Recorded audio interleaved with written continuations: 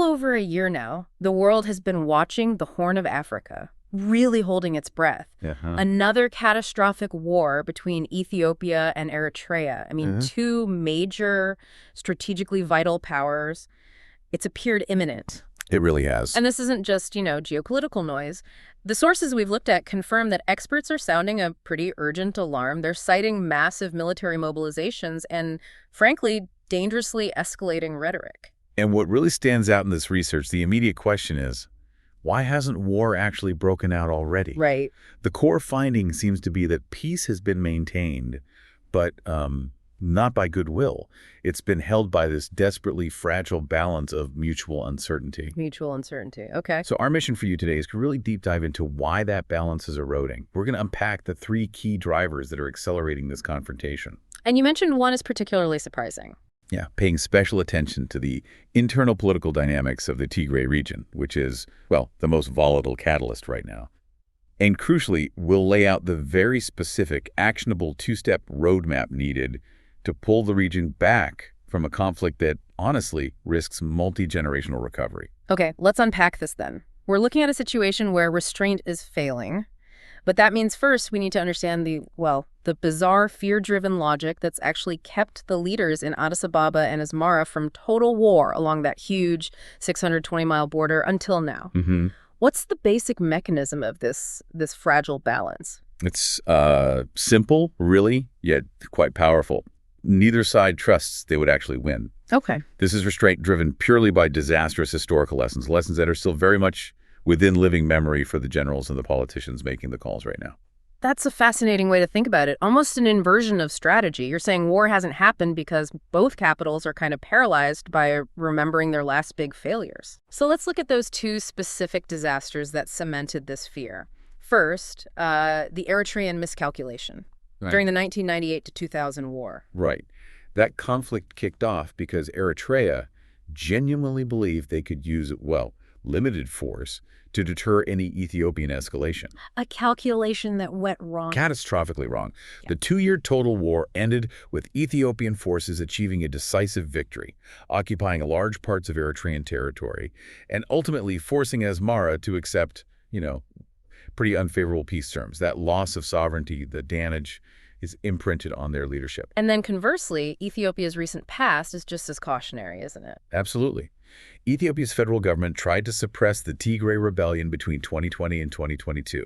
And remember, they even had active support from Eritrea in that fight. And how did that turn out? It became a quagmire almost immediately. Despite some initial military successes, Addis Ababa quickly lost control of key areas in Tigray. The Tigrayan forces, they didn't just mount a massive resistance, they actually advanced deep into government territory. What? And if that wasn't enough, trying to suppress Tigray just made the parallel counterinsurgency conflicts in other critical regions like Amhara and Oromia much, much worse. So both leaders know firsthand how bad it can get. Both Prime Minister Abiy and President Afwerki know deep down that a new war will be exponentially harder to control than the last one. That sounds like a really powerful argument for keeping the peace, for maintaining that restraint. But you mention uncertainty factors that are compounding this fear. What makes the outcome of a new war wildly uncertain today, even with this shared history of failure? Well, the first, and you could argue the most dangerous factor, is the Tigray factor. Okay. Tigray itself is seen as a critical swing player along that entire border. The region is governed by the TPLF, the Tigray People's Liberation Front. That's the group that mobilized the resistance in the recent war. Right. And it still commands roughly 250,000 fighters.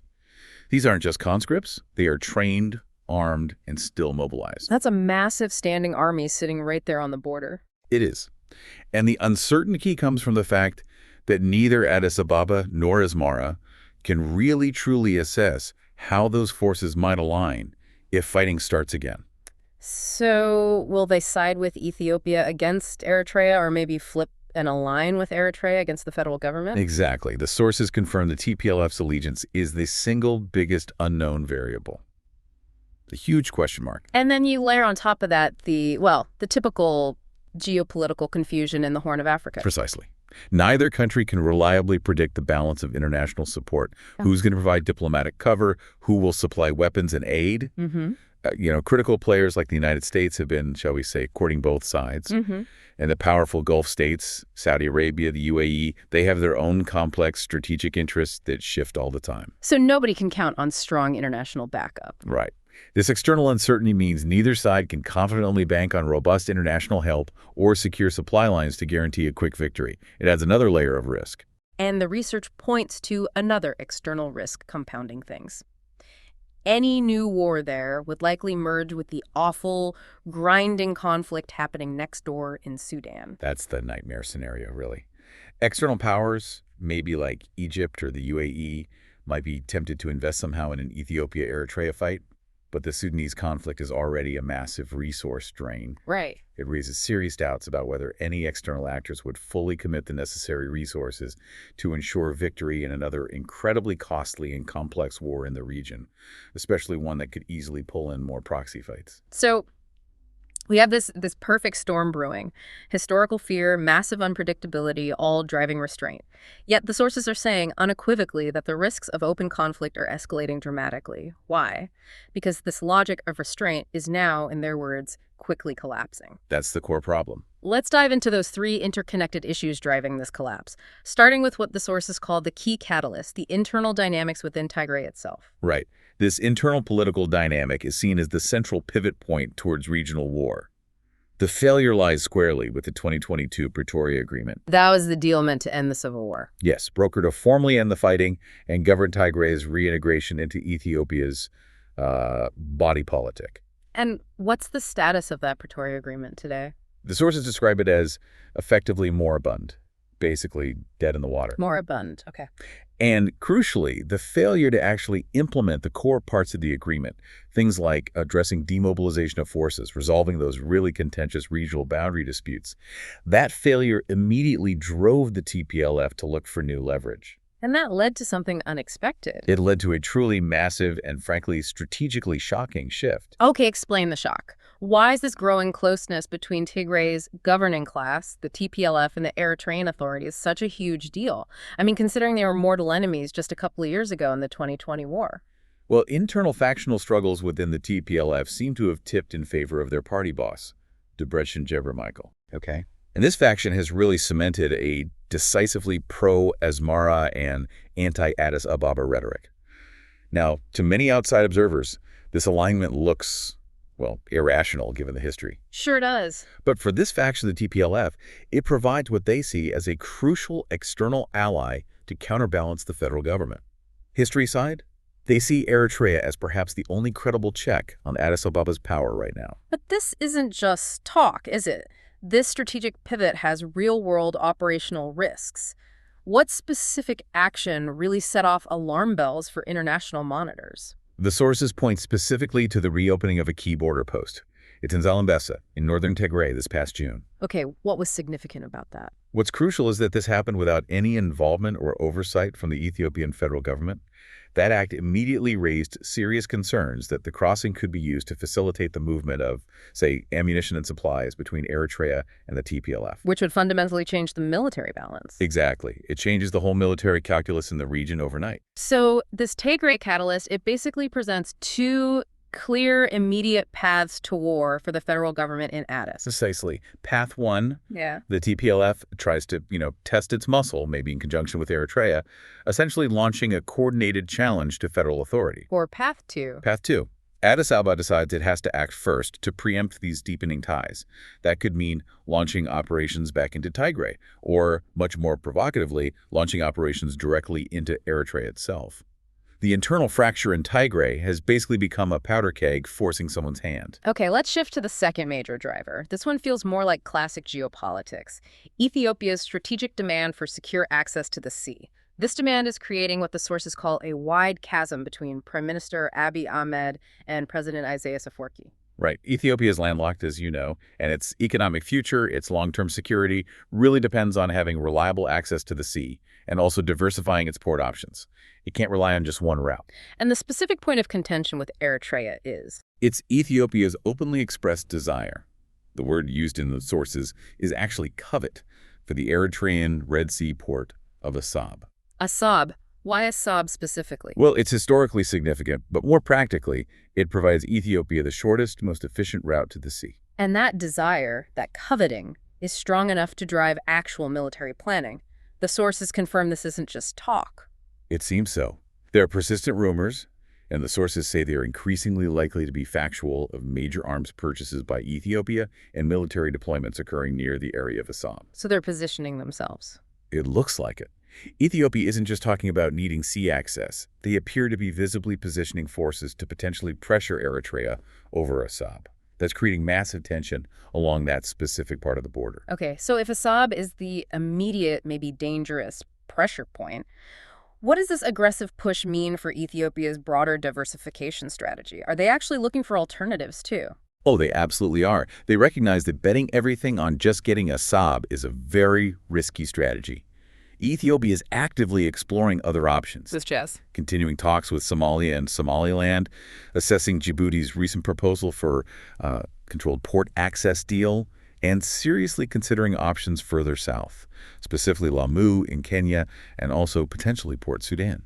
So diversification is still on the table. Definitely. And this diversification strategy is pivotal, not just economically, but maybe as a crucial pressure release valve for the tension specifically focused on the Eritrean border and Assab. Which brings us neatly to the third driver. This deep foundational mistrust, just steeped in history. Even if they could somehow magically solve the Tigray issue and the port access issue tomorrow, the sources suggest the fundamental animosity would still be there. That's the really difficult, persistent backdrop to all of this. We just cannot overlook the diplomatic failures and, frankly, the deep personal animosity between the two leaders, Abiy and Isaias. And it goes beyond personal feelings. Oh, yes. The mistrust is compounded by the fact that, according to the sources, influential Ethiopian leaders and strategists have openly questioned the very legitimacy of Eritrea's 1993 independence. Wow, questioning their independence. Yes, a sovereignty that Eritrea won in a long, incredibly bloody war of independence from Ethiopia. To question that foundational legitimacy is, well, it's deeply inflammatory. So, questioning a nation's right to exist, basically, and you pair that with massive military buildups and this constant drumbeat of war rhetoric, it really seems to confirm that the diplomatic framework has completely broken down. It does. It confirms the underlying relationship is fundamentally hostile and seems driven by zero-sum calculations on both sides. This escalation isn't just a simple border dispute. It's become a deep crisis of national legitimacy and strategic necessity colliding. And the sources are crystal clear on this point. The Horn of Africa simply cannot afford another war. The recovery time, they estimate, would be measured in generations. Generations. It's terrifying to contemplate. So stabilizing these tensions requires an urgent dual focus, right, on the two central issues that really drove the collapse of restraint: the internal political fracture around Tigray and that strategic demand for port access. Exactly. And this is where the roadmap begins. Action 1. Rehabilitate the Pretoria Agreement. This isn't just a nice-to-have. The sources stress it is the essential first step. Why so essential? Because, if you recall, the failure to implement that 2022 agreement is precisely what drove the TPLF to pivot toward Eritrea in the first place, created the current military risk scenario. Fix Pretoria and you start to defuse the Tigray powder keg. But rehabilitating it means tackling those messy, thorny questions that caused it to stall. What are the specific requirements here? What needs to happen? Well, we're talking about generating real follow-through on the full demobilization of those TPLF forces we mentioned earlier, settling the highly disputed regional boundaries between Tigray and neighboring regions like Amhara, and crucially, establishing a credible political normalization path for the TPLF within the Ethiopian federal structure. These are the hard parts. Very hard parts. And who needs to take the lead on making that kind of difficult dialogue actually stick this time? The sources point to the Western powers that helped broker the initial agreement, particularly the United States and Europe. They really need to step up. They have to insist on its rehabilitation and its implementation. This probably requires offering the necessary guarantees, maybe incentives, and potentially even some disincentives to both Addis Ababa and the TPLF leadership to ensure that this domestic dialogue actually generates momentum and doesn't just stall again. It can't be left purely to internal politics this time. Okay, makes sense. Now for the longer-term solution, which is Action 2. Establish a framework for port access. Stability requires finding sustainable, mutually agreeable ways to enhance Ethiopia's port access. And this framework requires extreme diplomatic delicacy. It has to successfully manage two competing, very high-stakes requirements simultaneously. What? First, it absolutely must respect Eritrea's sovereignty and territorial integrity. That's President Afwerki's non-negotiable bottom line. But second, it also absolutely have to meet Ethiopia's undeniable demand for reliable and diversified access to the sea. Balancing those two is the core challenge. And the sources propose a very specific structure for trying to facilitate this incredibly complex negotiation. It involves external actors again. Yes. The suggestion is that dialogue should be facilitated by a focused coalition of external actors. The Europeans are mentioned, key African and Gulf states, and interestingly, there's a specific mention of the Trump administration. Really? Which likely references the sources assessing the potential utility of the kind of negotiation model used by that administration in some past Middle East peace talks. The idea is this coalition would offer a powerful mix of incentives. Carrots, basically. Big carrots. Significant investment, potential sanctions relief, and deepened bilateral relationships as rewards for cooperation from both sides. But you mentioned diversification is also key here. Why is supporting Ethiopia in looking beyond just Assab so central to this peace plan? Because it effectively regionalizes the question.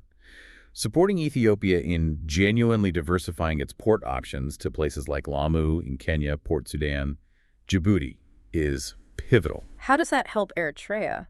Well, if Ethiopia has reliable alternatives, it reduces the immediate, almost existential military pressure, specifically on Assab.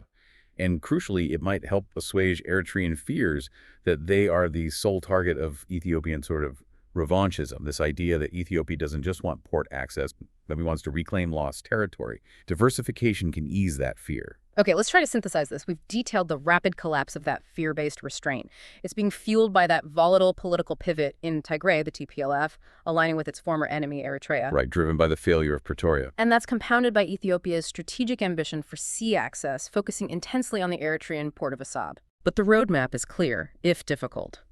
Fix the internal political fracture via the Pretoria Agreement and solve the strategic port dispute while absolutely respecting Eritrean sovereignty, perhaps through facilitated dialogue and diversification. That synthesis really covers the immediate drivers and the necessary steps, as outlined in the research, to prevent the unthinkable.